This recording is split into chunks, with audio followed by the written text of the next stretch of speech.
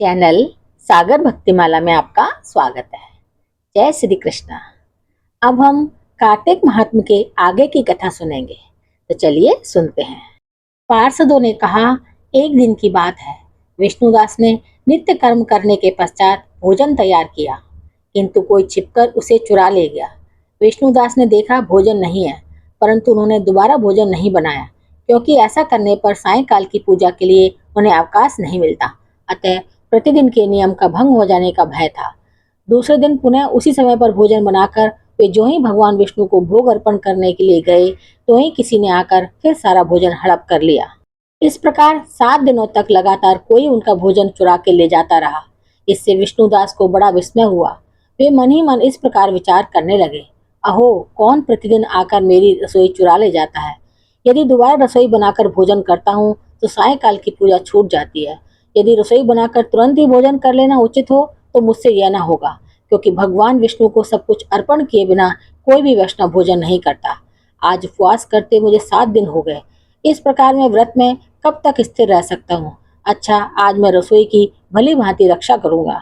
ऐसा निश्चय करके भोजन बनाने के पश्चात वे वहीं कहीं छिपकर खड़े हो गए। इतने में ही उन्हें एक चांडाल दिखाई दिया, जो रसोई का अन्न हरकर जाने के लिए तैयार खड़ा था। भूख के मारे उसका सारा शरीर दुर्बल हो गया था। मुख पर दीनता छा रही थी। शरीर में हाड़ और चाम के सिवाय कुछ शेष नहीं बचा था। उसे देखकर श्रेष्ठ ब्राह्मण विष्णुदास का हृदय करुणा से भर आया। उन्होंने भोजन चुराने वाले चांडाल की ओर देखकर कहा, भैया जरा ठहरो, क्यों रूखा सूखा खाते हो, ये घी तो ले लो। इस प्रकार कहते हुए विप्रवर विष्णुदास को आते देख वह चांडाल भय के मारे बड़े वेग से भागा और कुछ ही दूरी पर मूर्छित होकर गिर पड़ा। चांडाल को भयभीत और मूर्छित देखकर द्विजश्रेष्ठ विष्णुदास बड़े वेग से उसके समीप आए और दयावश अपने वस्त्र के छोर से उसको हवा करने लगे।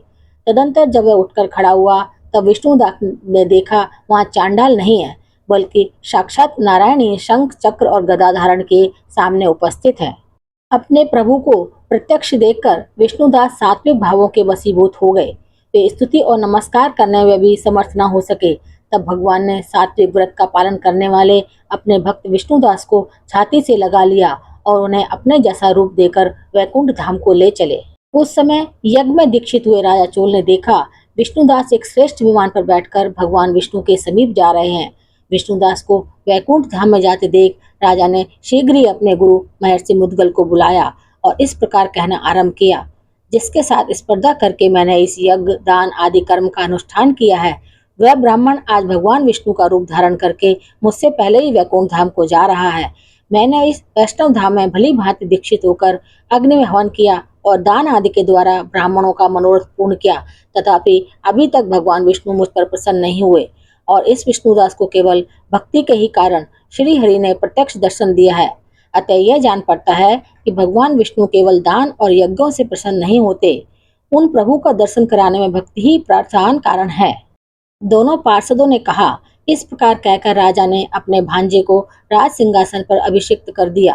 वे बचपन से ही यज्ञ की दीक्षा लेकर उसी में संलग्न रहते थे, इसलिए उनके कोई पुत्र नहीं हुआ था। यही कारण है कि उस देश में अब तक भांजे ही राज के उत्तराधिकारी होते हैं। भांजे को राज देकर राजा यज्ञशाला में गए और यज्ञ कुंड के सामने खड़े होकर भगवान विष्णु को संबोधित करते हुए 3 बार उच्च स्वर से निमांकित करते बोले, भगवान विष्णु, आप मुझे मन, वाणी, शरीर और क्रिया द्वारा होने वाली अविचल भक्ति प्रदान कीजिए। इस प्रकार कहकर वे सबके देखते देखते अग्निकुंड में कूद पड़े। बस उसी क्षण भक्त वत्सल भगवान विष्णु अग्निकुंड में प्रकट हो गए। उन्होंने राजा को छाती से लगाकर एक श्रेष्ठ विमान में बिठाया और उन्हें अपने साथ लेकर वैकुंठ धाम को प्रस्थान किया। नारद जी बोले, हे राजन, जो विष्णुदास थे वे तो पुण्यशील नाम से प्रसिद्ध भगवान के पार्षद हुए और जो राजा चोल थे उनका नाम सुशील हुआ। इन दोनों को अपने ही समान रूप देकर भगवान लक्ष्मीपति ने अपना द्वारपाल बना लिया। तो ये है कार्तिक महात्म्य के 27 अध्याय की कथा। आगे की कथा अगले अध्याय में सुनेंगे। मेरे चैनल को सब्सक्राइब, शेयर और लाइक जरूर करें। धन्यवाद।